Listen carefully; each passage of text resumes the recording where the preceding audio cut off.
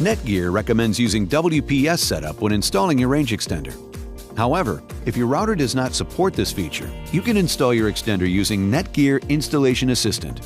Once you have powered on your extender, open the Wi-Fi connection manager on your device and connect to the network named NETGEAR_EXT.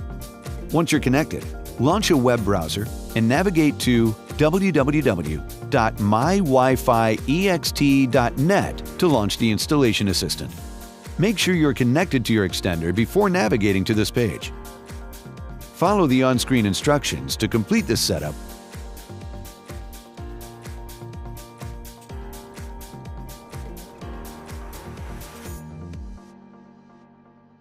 Your AC Wi-Fi range extender is now set up and ready to go.